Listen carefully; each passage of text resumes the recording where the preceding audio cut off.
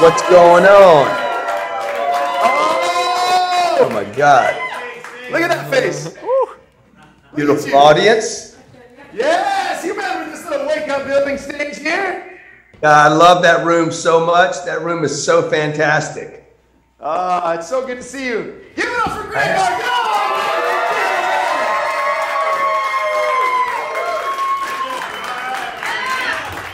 Thank you guys. How you doing, GC?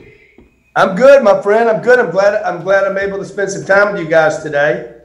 Yeah, we appreciate you being here today. We got to talk to your amazing wife yesterday. She dropped a lot of knowledge on us. We're excited to have you. That's awesome. Did she lie? Did she lie about it?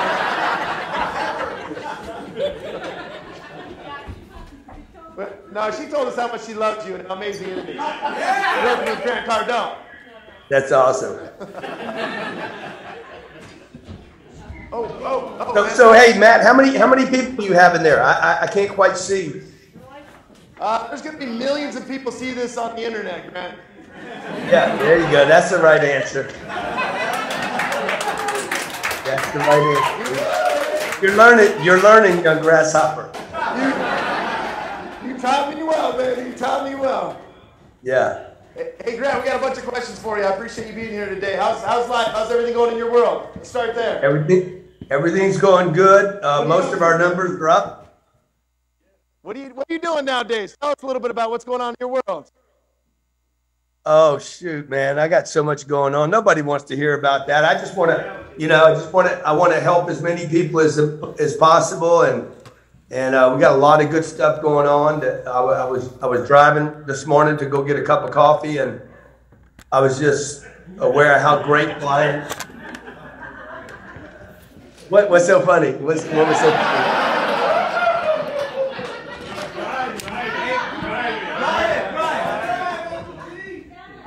I can't hear all that.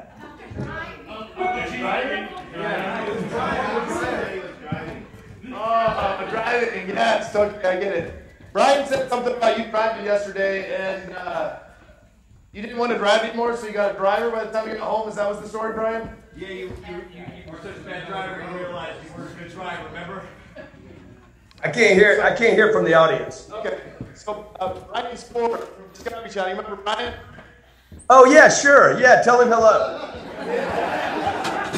But he was talking yesterday about how that son of a bitch. That son of a bitch.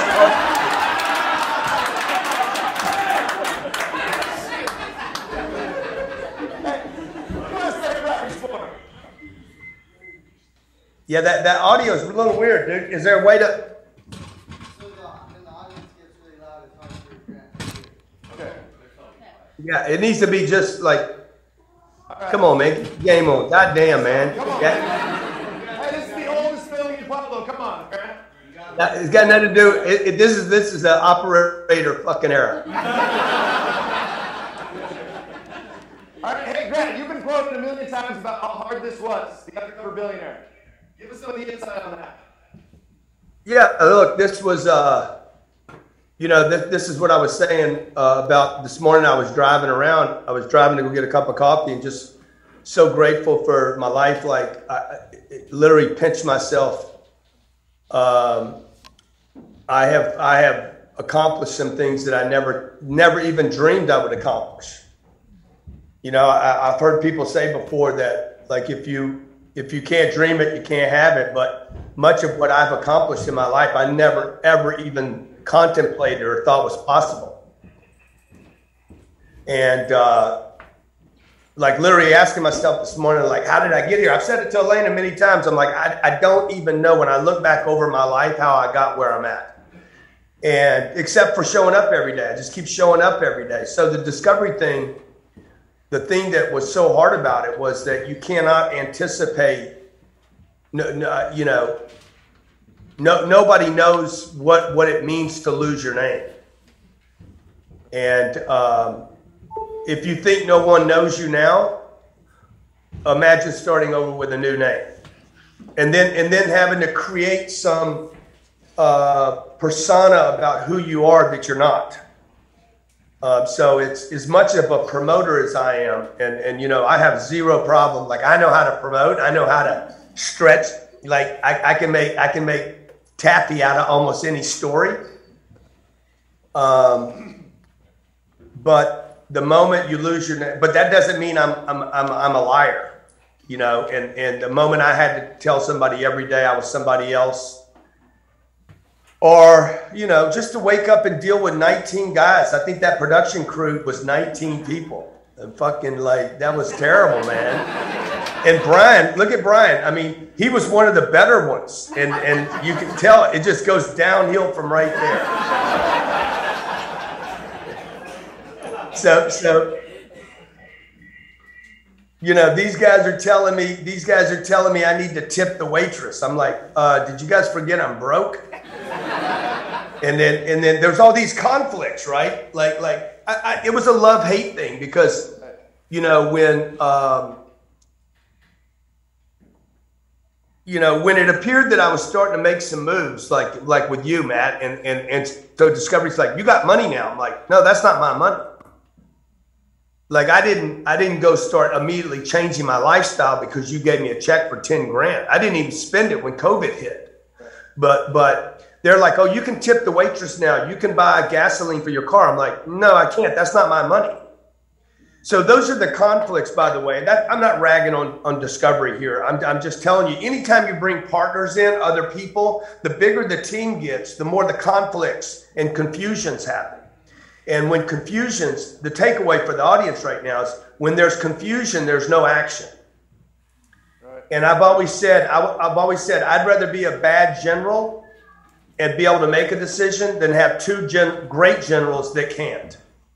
It's part of what the problem with our country today. You know, and if you're a good person, you can be a dictator. If you're a bad person, you can't be a leader at all. I mean, it's just, you're just going to damage everybody if you're a bad person. Most of the people that are sitting in that audience right now are good people. Yeah, so if you're a good person, you know, you should work on your dictator skills. Because I am definitely a control freak, and I have zero problem saying, hey, I'm going to be in charge. You know, I don't know anything about TV. That's the other problem. Like, I'm like, I know the way to shoot this. And they're like, you're an idiot, bro. And I'm like, okay, whatever, right? But if you don't believe that, like, everybody should watch that Kanye documentary that's out right now on Netflix. Yeah. Genius. Oh, yeah. It's freaking fantastic. I mean, I've watched it twice already, right? I watched it 2 days ago. I watched it, and I'm watching it again with my wife right now. And it talks about, it's going through how this kid was misunderstood and still is today because he operates out of a level of genius that the people around you, friends, family, his mother didn't, but everybody else misunderstood this guy. And so that was what was so difficult, Matt. First of all, I'm very misunderstood as Grant Cardone, as Lewis Curtis. You know, it was very, very complicated. Being without the wife, being without the kids, being without my name. If you think you don't have any money, imagine not having access to a credit card. Right. So that made it difficult. You know, even hiding from you, bro. Like you and Jenny asking me, hey man, come over for dinner, and I'm like, I'll try to do that, knowing I'm not coming over. We even asked you to come stay with us if you wanted to. You were like, that's not happening. Or go skiing. We were going to ski that weekend. Couldn't do it either of that. Yeah. Yeah. But yeah. So Grant, you were on like, I don't know, probably, 2,000 hours of footage, 10,000 hours of footage, and they only played 12 episodes. What did they not show? What did they not show? Yeah, what did they not show?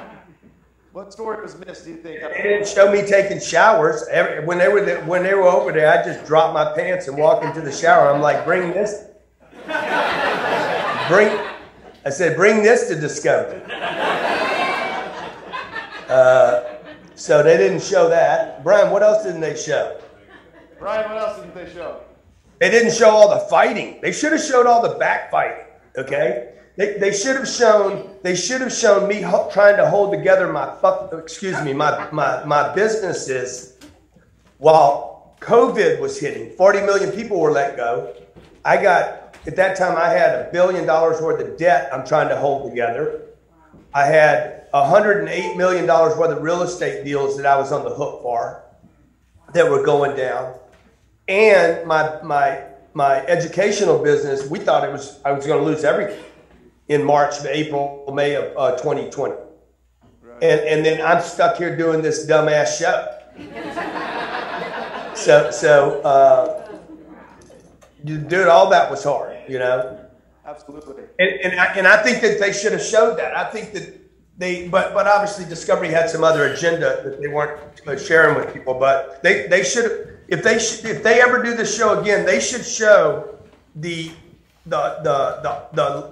alias lives. Like, because nobody can do this show. No real entrepreneur can do this show and just drop their other business.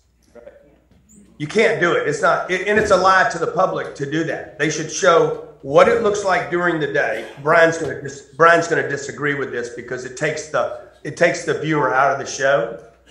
But to know that at night, at 6 o'clock or 7 o'clock at night, I had to also keep spinning plates with my other stuff.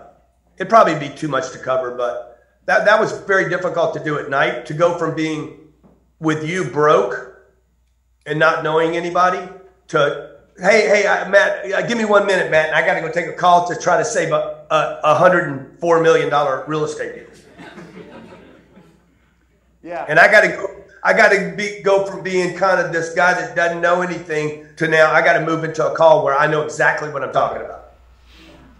Yeah, that makes sense. You know, we talked on Clubhouse the other day about how I think if I would have just let you run, this probably would have been a $20 or $30 million valuation. But I was pulling back at some points because I'm like, we have to take care of the customers. We got to figure out what we're doing. But we were on two missions, two different missions. Yeah. I'm trying to protect the community. You're trying to make as much money in 90 days as possible. So they were conflicting. But if I would have allowed us to just keep running, where do you think we would have got? Well, I absolutely agree with you that, and look, my whole goal in this show was to drive up that number as high as possible. I knew, and Brian will tell you, like, I was so confident that I would go from being, okay, I could actually hit 10 million to like, I'm not gonna make it at all. Like I would have these big bipolar swings. And, but my goal, the reason I was so like probably argumentative with Discovery was because all I wanted to do was hit this massive number. And when they told me 5.7, I was disappointed with it. You know, I think the real estate that we bought there is worth $1.7 million. They don't want to. I know it's worth at least that. It's probably worth $2 million today. Oh yeah, you got to see this place. We gutted it. But dude, the fact that you have an audience in there right now, that means that 5.5. But Discovery would not tell that story, Brian. Why couldn't you convince them to do anything? So look, dude, if you and I would have been picking up contracts every day rather than you worried about your little reputation in Pueblo. Okay, that thing could have been $15 million. 100%. So just so you know, I'm going to announce it here. By the way, we're starting a TV production this year. Yeah, and one of the shows we're going to do is the Undercover Billionaire Challenge. Who can beat me in the marketplace? I like it. I like everything about it. I want to know who can do more than $5.5 million in 90 days. You can do it any way you want, by the way. Just can't use your name, can't use your credit cards. And then you can tap out whenever you want. Put me in, you can, huh? Put me in, coach. Let's go. Prove it. Let's go. Let's go. I want to see, because I hear a lot of people talk a lot of shit about what they can do. I mean, the fact that like Discovery has a big giant piece of gold in their hands. Like, how many of you know somebody that built a $5 million business in 90 days? And that business will continue to grow as long as Matt pays attention to it. And it was actually 42 days. If you do the, you know, by the time we figured out what the heck we were going to do and we actually decided on marketing and running with it, it was 42 days. Yeah. So it's a little quicker. It's good. So the 20% rule, we talked about that the other day as well. Leaving room for shit to happen or, you know, things to change. We talked about on Clubhouse. Tell us about that. What does that mean to you? Leaving room to adapt and to pivot. Well, look, the 10X rule basically says if you come up with one idea that you think is going to be worthy, you need to multiply it times 10 because your one idea is not going to make it. Yeah. If you think you need one customer, you need 10. Everything is an underestimation of effort. The reason people fail is because they underestimate the effort required to achieve an activity. This is why, by the way, not only do people miss their targets, nobody ever exceeds their targets. In very few cases does anybody hit their target. Redoing a house, you go over your budget, you go over your time budget. The fact that I was able to exceed the $1 million target and do it in fewer days during COVID, by the way, none of that was on the table when we did this deal. You know, if they'd have said, hey, can you build $1 million business with 40 million people out of work in Pueblo? I'd be like, yeah, why don't we pick another city in another time? So had I done this in the other cities they picked, Fresno, or where were they? Fresno and Tacoma. Okay, Tacoma, I would have built the damn $80 million business in Tacoma. God damn. Tacoma makes Pueblo look like, you know, come on, let's keep it real. So, you know, so what I would tell people is like, if you think you need 5 marketing pieces, you need to multiply times 10, and 10's probably on the low side. So that's the 10X rule. It's a concept that suggests you're not that talented. I am not that talented. Again, back to the Kanye West documentary. This guy got a deal with Rockefeller Productions. I lost you, Matt. Got a deal with Rockefeller, and then they put College Dropout on the shelf for a year and a half. College Dropout ends up with 10 Grammys, and Jay-Z let it sit on a shelf for 18 months. So, and he had a signed deal. It's like, you think you got a deal. Look at what happened with this show. I thought I had my TV show that was literally going to win me an Emmy. Okay? And what did they do? They didn't play it for a year. They mixed it up with 2 other people. It confused the audience. Nothing went as planned. The partners, basically the people that signed me on the deal, basically, you know, came up with some other plan that somebody over at corporate thought was a better way to do it. It was not a better way to do it. And this is what happens in the real world. And this is why so many of us get disappointed in life, because we underestimate the bad things that actually happen. Bad things happen to good people, and we should not be surprised, is the takeaway. Love it. Yeah, we had Ryan Z here yesterday. We got Rory, we got Vern, we got a lot of guys. Everybody on the show that you kind of met through this. Give some advice. If you were going to do this all over again, what would you do? What would you change? We got a little workbook here about all the different things that have happened and how you strategically and you did a lot of moves, from making contacts to building a reputation all over this town to sleeping in an RV. We think you started a trend all over the United States where people are now wanting to sleep in RVs for free. Yeah, that's funny. I mean, a couple things I wouldn't change is when I watched Glenn's show. When I watched Glenn do it, and I saw Glenn spend 3 days managing money, that was a massive revelation for me. And so when I saw him doing that, I literally like, okay, don't manage money. Because Discovery loves that, because the viewer watch 188, 64, $46. Oh, he's broke now, $12, right? It's a great thing for TV. And I said, I knew when I went there that I would never ever manage money, that I would get rid of the money first. I wish they would have explained that better to the audience. What you guys don't see in that show is that the first thing I did was take the $100 and bring it to Wells Fargo. It was super, super important for me to get rid of that $100. And the concept there is don't manage money. You don't make money managing money. You make money creating relationships. So basically what I did was I just tapped out and said, I'm broke. Go to zero as fast as you can. So I would definitely do that again, because that's what forced me to find the RV. That's what forced me to make a relationship with, you'll find a miracle when you're forced to. And you probably won't see it if you don't need it. I think miracles happen every day, but most people literally just don't grab them because they don't have to. And I was forced to find the RV because I didn't have any money. I was forced to think creatively about how to get a dinner. What did my buddy give me? Cat's Poorhouse, the Poorhouse. Huh? But Ryan gave you the food. Yeah. Ryan gave me that $100, dude. That $100 at Cat's place. That was like, y'all have no idea. That was like $1 million to me. Right. Because now I didn't have to worry about my money anymore. Okay, but that's not, So I would definitely do that again. I would go broke again. Okay. Number two, it really showed me in this show. Because people ask me all the time, hey, what would you do if you didn't have anything, And I've always said to myself, and Glenn Stearns and I both had this conversation. Oh, yeah, I know I could do it, but you have this little thing in your stomach that says, yeah, but really?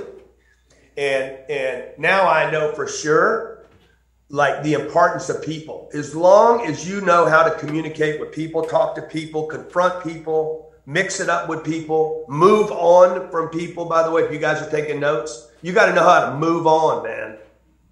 Many of you spend too much time with people that cannot help you in any way, shape, or form. And building a business is like, playing basketball. You might not be able to make the shot, but you need somebody on the team that you can pass that ball to that can make the shot. And you probably don't want to pass the ball to the shortest guy on the floor. I had to bring Brian back into this. Sorry.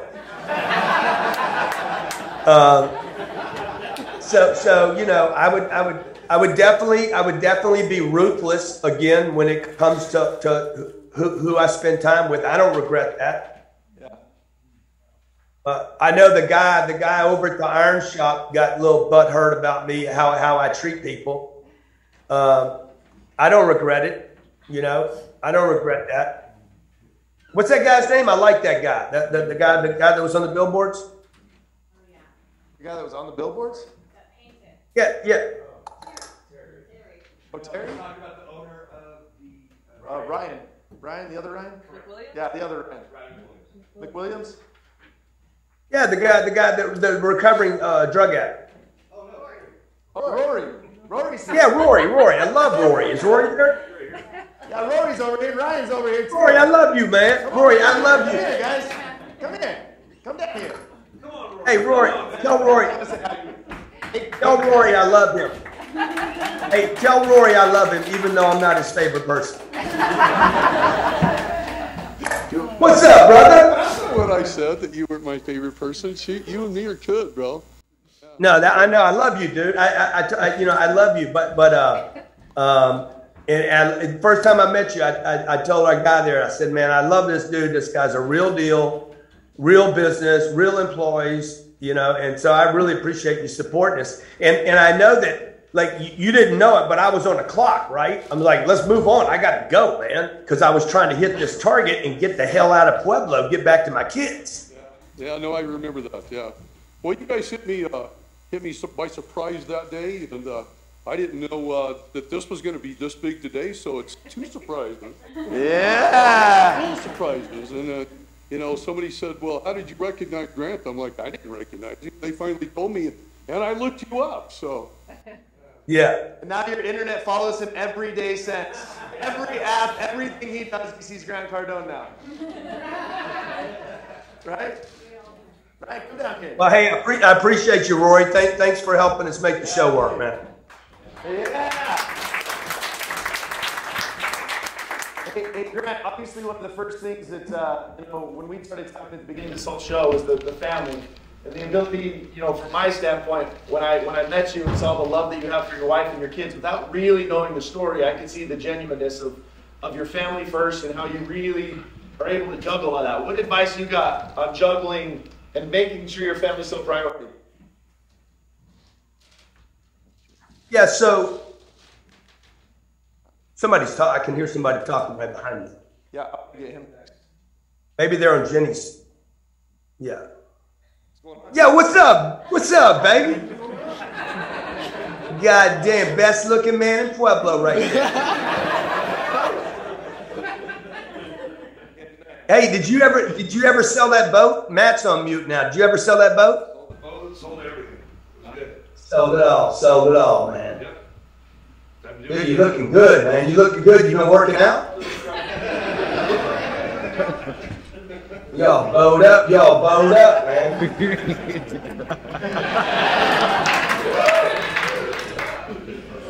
Okay, Matt. Questions for him? No, man, it's actually nice to see you and talk to you again, but it's hard not to call you Lewis.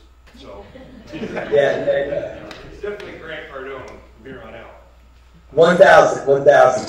Thank you. Great to see you, Ryan. Hope the family's doing well, man. They're doing great. My dad actually told me that if I get to talk to you, that he wanted to say hello. So Yeah, he's awesome, dude. Your dad was so good to me, man. he's a good guy. Yeah. You know, I remember Ryan. We Yeah, hear you. so We hear you. Can you hear us?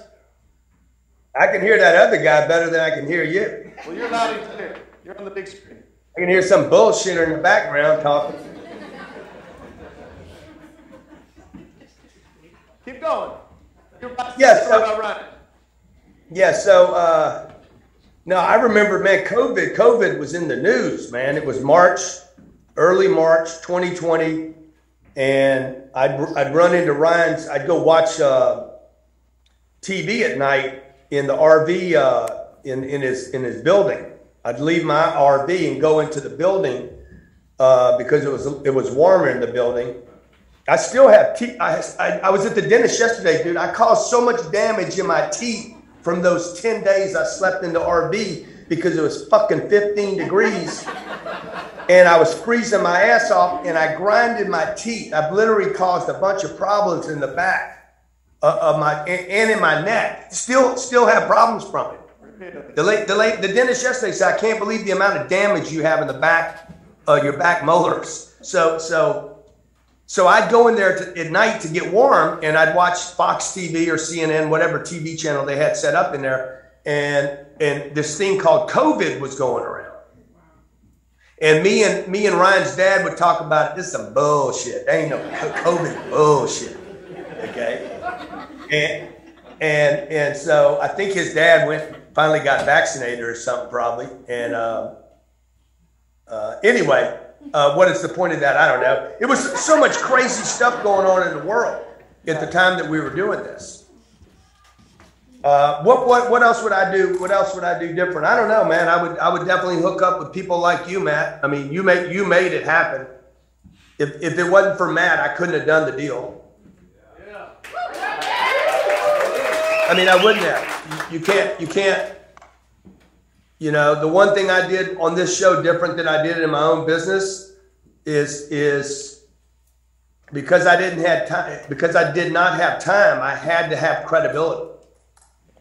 And when I moved from California to Miami, I didn't go hook up with all the power players in Miami. I should have, but I didn't, because I figured I had enough time. But when you don't have time, you better ride on the coat sleeves or whatever, the coattails of somebody that's got credibility. That was a smart move of mine. Sure. Contacting with contracts, right? Yeah. Yeah, exactly. And just somebody that was already in play, by the way. You notice both of the girls did something similar. The difference was, I believe, if I watched all of that correctly, is that they didn't go get people that were in power. I don't mean maybe those people are in power in some way, shape, or form, but I was looking for people that already had some business, some momentum in business. They had a cash register already working, rather than coming up with some new idea. Chris is here too from same season as us. Yeah. Who is that? Chris?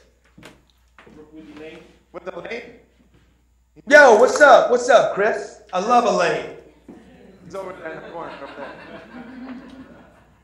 Hey, Jacob's got a question for you. Jacob, come up here. So Jacob, if you remember Jacob, I think you did your first live video, and Jacob was like, hey, how do I get with this Wake Up? Or tell me about this. And you were like, come see Matt. And he is now the guy behind the scene that is running this entire show. There's all kinds of that call right there. He's got a question. What's up, Grant? Good talking to you, man.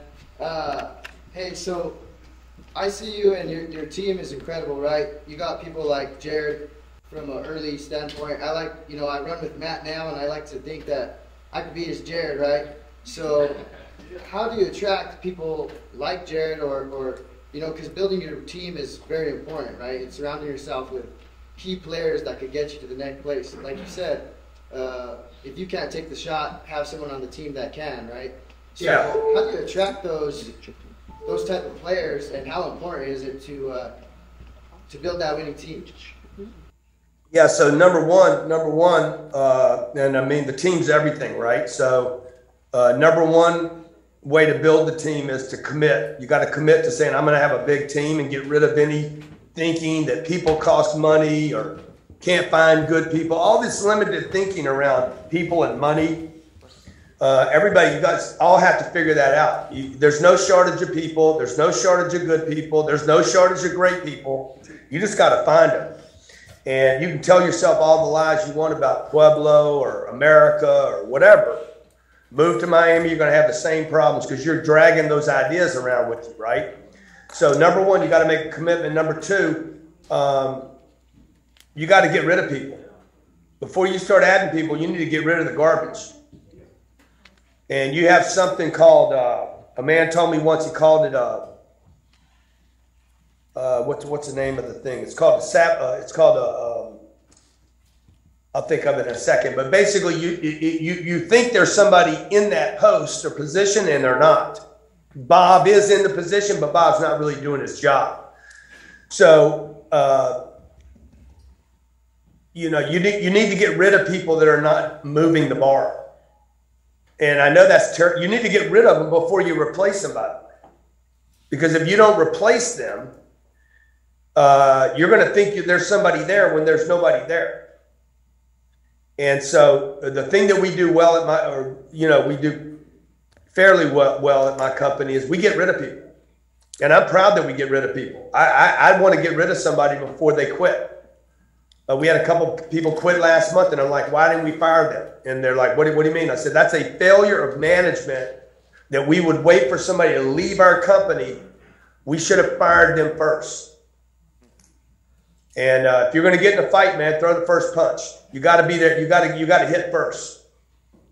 So same thing with let them go before they let themselves go. And the third thing is you have to start trying to attract. You got to go out and win, because talented people want to work for winners. So that's why I say, man, money follows attention, people follow attention, marketing, everything follows attention. So if you can get attention to win, everybody wants to be on a winning team. Tom Brady earned less than most of the quarterbacks in the professional football for years because he wanted to be on a winning team. He'll probably come back, by the way. He probably retired from Tampa so that he can join with another team that's set up to win. We'll see if that happens. Love it, I love it. Oh, where'd he go? Did you see you there? Oh, there you are. Hey, Eric's got a question for you. You met Eric. We flew out there to meet you not too long ago. Eric's got a question here. What up, Grant? What's up, man? How you doing? Good, dog. This is so take this in for a moment. Hey, one of the things I really appreciate, and I want to honor you real quick, man. Thank you for the house, dog. Like, seriously, this doesn't happen without the grind and the hustle and the adversity. You did an incredible presentation. You remember me as she's really the backbone of the magic that happens here.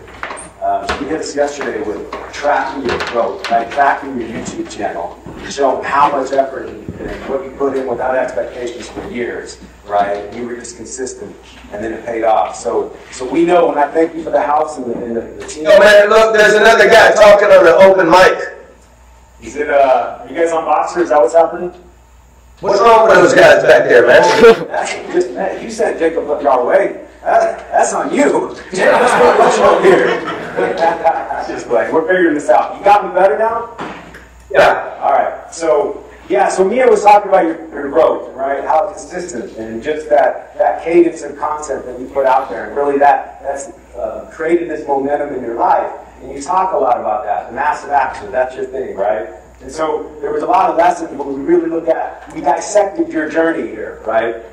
And there's so many lessons packed in that we're really thankful for. But one of the things I'm personally thankful for, growing in this gap for the past 20 years, man, is what you activated in him, right? We were joking the other day about you being in sales conversations and him just being done with, you're done, because you know, like, oh, this isn't going anywhere, so let's move on, right? And that when Matt would be sitting in those moments and just being, hey, this is, I feel uncomfortable, I'm not good with this. I'll tell you now, man, Matt is in those situations now, and he doesn't have the patience. He is critical of the inessential, and that's a profound lesson that you taught him. And it helps us move at such an incredible speed. So that lesson is really, really, I want to honor you for that. Here's my question, man. There was a moment in the show, you were doing one of the OTFs, and on the flies, right, Brian? Are you all right with that? Yeah. And you said, hey, Matt just met Grant Cardone, and he liked Grant Cardone. It was their first time, right? It was when you were pitching, you're making your pitches about what business to do. But that inner battle that you had, I'm Lewis, I can't be Grant. I don't have the credibility to move at my speed, because you're not going to believe it. Tell me about that. What did that connect you going back to 30 years in your professional career? Talk about that, battling those emotions throughout the show. Yeah. So you know, look, man, you work your whole life to get some confidence, and then you can't use it. This was back to the first question that Matt asked me. I spent my whole life trying to build confidence in myself, and that's never, there's a line about, actually from the show that I saw the other night that I referenced, a giant looks at himself in the mirror and sees nothing. And you know, when you guys see me, you see something different than I see, right? I see me. I know all the flaws. I know all the character defects. I know all the insecurities I have. I look in the mirror and I see different than maybe other people see. People that see the flaws in me, I'm like, yeah, I already know about all my flaws. Like, anybody hating on me for my shortcomings, like that doesn't bother me at all, because I already know them all. Like, you're not telling me something I don't already know. So when you spend your whole life trying to build confidence, and how do you do that? How do you build confidence? You do shit they're scared to do. And I'm not the smartest person. I'm not the most talented person. I know that. I've never trusted my talent. Because I didn't trust my talent or my intelligence, the only thing I could lean on was my discipline. And that's something I knew I could. To me, it was easier to learn how to be disciplined than it was to learn how to be talented. And it just so happens, by mistake or by the natural laws of the universe, if you're disciplined, you will find your talent. And if you're talented and never find your discipline, your talent won't be worth anything anyways. Because the world won't discover you without discipline. So that's why, The Rock talks about the hardest worker. Kevin Hart talks about being the hardest worker. I mean, all the greats talk about, the time they put in. So, part of my work discipline is simply that I don't trust my talent. And I have this tremendous need, probably from some brokenness, or I don't know, who knows, maybe it's some spiritual gift or some brokenness. I don't know, maybe they're the same thing. I have this need to prove something to myself. And my kids, I'm way beyond taking care of my kids and my wife. But I want to prove something to me. maybe I want to look in that mirror and see something one day. Thank you. I love it. Here's another guy's got a question for you. He's in your system over here. The guy that gave you your first haircut here in Pueblo, Colorado, when you were making those. What's up, brother? Good to see you, Derek, right? Yes, sir. I'm now your business partner in district delivery. You created the app with the Tennis Incubator. I'm not sure you realize that now. I do appreciate you coming to the shop. I mean, you've obviously sparked everybody to move forward and momentum. And I mean, you took me from what I was doing already, and I thought I was doing well. And everything, you allowed me to go to your mastermind class in Miami and let me attend that, on your dime, and I really appreciate that. And I took that as you investing into me, and so far, we're opening up a second location in Fort Collins. I'm now business partners with you. You have definitely invested in the right person, and I definitely appreciate that. All right, we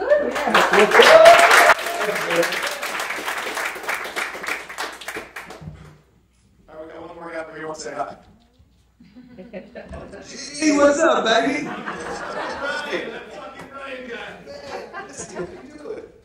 Good, man. I hadn't seen you in so long, bro. How's everything going? Going great. So my question to you is, I'm back for the first time in Pueblo, and Matt and his team have done some amazing shit here. When are you coming back to visit? Yes. I was actually, Matt and Jenny didn't know this, but I was trying to figure out how to get in for this event. And I just couldn't make it work. My schedule just wouldn't allow it. But guys, just so y'all know, I was trying to pop in. I didn't want to commit. I mean, I even had a hard time making time for today to do it. But I got to get back over there. I'm probably going to wait until it's warm. Awesome. It's good to see you, and everybody's so excited that you're here. Thank you for everything. Yeah, big thanks, bro. Great to see you again. By the way, Brian was one of the guys that I was. Hey, Brian, you want to tell them the story about what somebody put on the shower wall? Yes. He told a lot of stories yesterday. So what? He didn't tell him that story. No, I didn't tell that story. So one day, Lewis came and he was pissed, and he was like, "All right, I know you guys are trying to mess with me, but you've gone too far." And we're like, "Well, what happened?" And somebody drew a penis on his shower. Wait a minute, it was a big penis too. Curly penis. I don't think it was Brian. I don't think it was Brian because Brian can't think that big. Yeah, we still don't know who did it, but we asked everybody on the crew, and nobody admitted it, obviously. And so I had a meeting with everybody. I said, guys, look, I don't have a problem with anybody calling me a dick or drawing a dick on my damn shower wall. The size of the dick was admirable, but let me tell you what I do have a problem with. The problem I have is that not one of you will fess up to it. Because it's not everybody. Not everybody did this, okay? Somebody thought it was funny. By the way, I thought it was funny. It wasn't funny, though, when the guy wouldn't cop to it. Yeah, I thought it was hilarious, but when they wouldn't cop to it, then I was like, man, I don't mind somebody playing a trick. That's cool. I hate a coward. We'll let you go in a second. I got another person here that. It was probably Matt, by the way, that did it.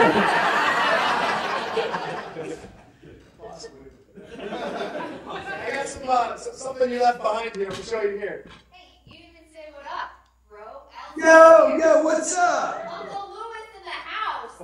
Let's go. I love that sign so much. So these are your clothes too, and I can tell you were doing your laundry because they're not that clean. You left them behind.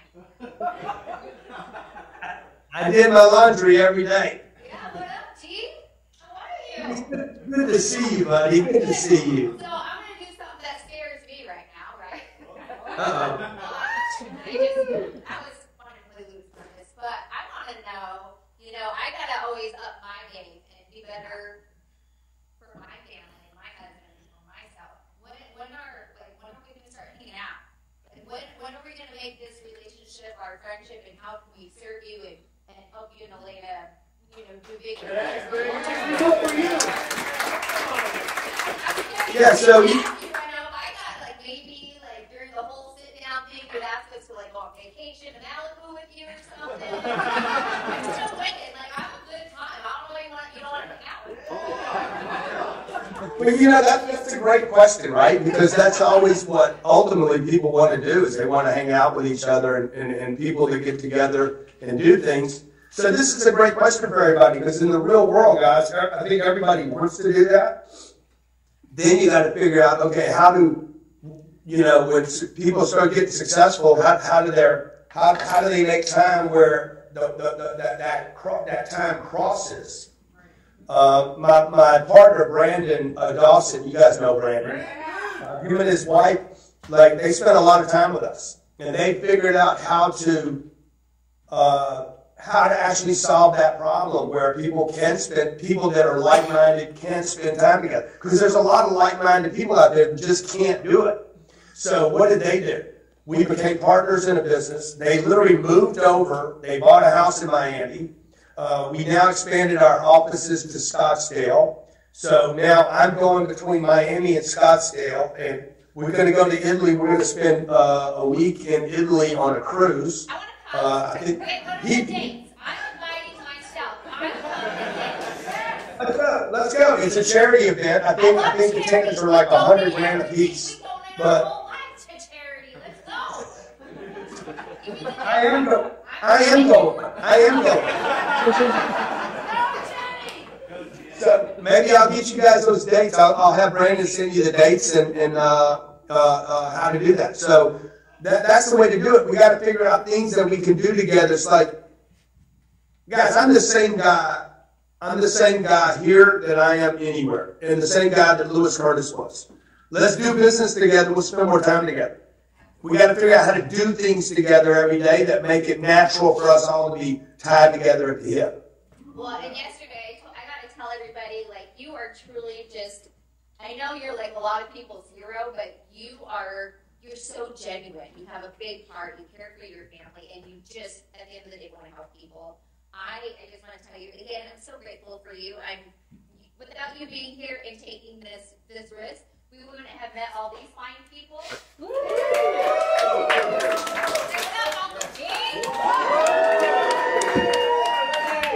thank you for not saying no. Thank you for being up for the challenge. And just thank you for letting me go to Italy. Yeah, thank you. Love you, and love Matt, and love Pueblo, and love the experience. I'm so glad I said yes to it. Just the fact that I got to meet you guys. And because you guys are bringing community together, you know. And back to Jenny's question, Matt, the fact that you did this today and committed to it, I know these things are very expensive. They take a lot of time, a lot of energy. They distract from your other businesses. You put this together. And look, I'm spending time with you today. We just need to figure out how to do, like you took the initiative to do this without calling me saying, hey, well, it had nothing to do with me. You did it, right? And so Elena was with you guys yesterday. I didn't even know she was showing up for that. And then, because you committed, I showed up today. And so I just really appreciate you guys. You guys that I haven't met in the room yet, can't wait to. Look forward to it. Hope we can all do bigger and better things together so that your families can expand. And that there's more people out there that can be examples of success and inspiration and aspiration to other people.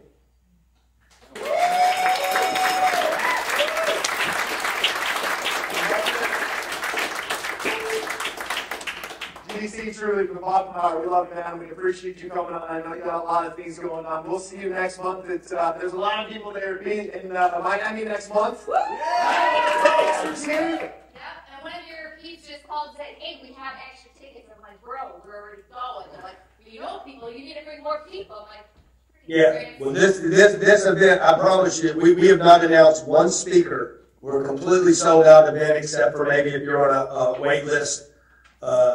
And if any of you haven't gotten your seat, and reach out to Annie at grantcardone.com, and she'll put you on a wait list and see if something opens up. But it's going to be, this event will be talked about around the world without exaggeration. And Matt, Jenny, I can't wait to see you guys. Everybody that helped us with this show, thank you. All the guys at Discovery, if you're watching, thank you for putting up with my bullshit and my hard-headedness, my swag, my arrogance, my overconfidence, my insecurities. Hey, look, it makes us all humans, right? And so I hope everybody out there is taking care of your health. Make sure that you take care of your families. Grab that prosperity. There's plenty of it to go around.